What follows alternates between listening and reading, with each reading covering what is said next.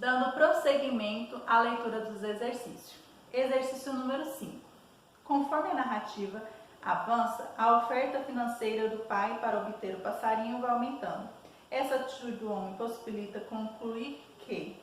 Então, uma conclusão está correta. Então, nós temos 4 aqui, você vai marcar a alternativa correta aí para mim, tá bom? Então, vamos continuar com a leitura. Exercício número 6. Observe a estrutura do conto e marque um X nas características corretas. Então, nós temos aqui 8 alternativas. Você vai marcar quais são as características, então tem mais de uma, que estão relacionadas ao conto. Então, você vai colocar aqui e marcar um X para mim.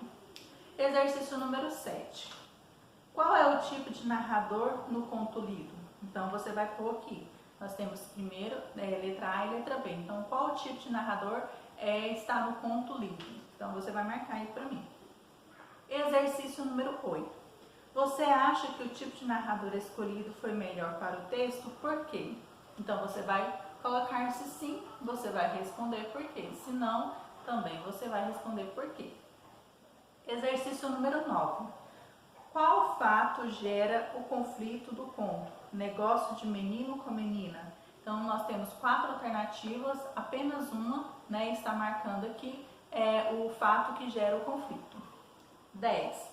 O conflito da narrativa atinge seu clímax quando? Então, também aqui nós temos 4 alternativas, você vai marcar apenas uma em que esse fato chega ao ponto, aquele clímax, aquele ponto bem forte da história, tá? Então, você vai marcar este X aí para mim.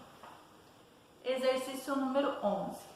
O desfecho da história é imperceptível no trecho. Então, nós temos aqui 4 trechos, então vou ler aqui. Quero não, senhor. Sou e tô vendendo não. Então, a letra A. Letra B. Não vende porque, hein? Por quê? C. Viu que não dá? Viu no que dá mexer com essa gente? D. Amanhã eu dou ele para você. Então, o desfecho da história é perceptível no trecho. Em qual desses trechos é perceptível o desfecho da história, o final dela, como é? Então, você vai marcar o X aí para mim. Leia novamente os parágrafos abaixo, observando o registro empregado. Então, nós temos aqui. O pai, mais para atendê-la, apenas intermediário. Quanto você quer pelo passarinho? Não estou vendendo não, senhor. A menina ficou decepcionada e segredou. Ah, pai, compra? Ela não considerava ou não aprendera ainda que negócio só se faz quando existe um vendedor e um comprador. Letra A. Em que parágrafos o registro é formal, ou seja, segue a norma padrão da língua? Então, qual parágrafo? Então, você vai colocar aqui para mim. Letra B. Em que parágrafos o registro é informal? Então, em qual desses parágrafos o registro é informal? O primeiro, você vai colocar em qual parágrafos está o registro formal, na língua que é escrita corretamente, e na língua informal, em que é utilizado mais o palavreado popular, tá bom? Letra C. Que elementos do texto ajudaram você a responder as questões anteriores? Então, você vai procurar que elementos são esses, tá bom? E agora, o exercício número 13, você irá escrever um conto observando como pode explorar o tipo de narrador. Então, eu vou pôr 2 pontos aí para vocês e você vai colocar aqui. Se o narrador for também personagem, você sabe que deverá explorar os pensamentos, sentimentos dele diante dos fatos vividos. Isso se o narrador for personagem. Se o narrador for onisciente, ou seja, que ele está contando a história, além de contar a história, ele deve apresentar os acontecimentos e expressar sentimentos personais envolvidos nele. Então, quando você produzir esse conto, você vai escolher o tipo de narrador. Escolha os personagens, tá? Você vai escolher os personagens e pensar nas características e a importância que eles terão na história. Em seguida, invente um fato para dar início à história. Pense no elemento que desencadeará o conflito. Imagine o tempo em que as ações ocorrem e o lugar no qual se passa a história. Decida se o texto conterá diálogos Organize a sequência de acontecimentos e prepare o contexto para desenvolver momento de tensão maior, ou seja, o clímax. E elabore um desfecho interessante.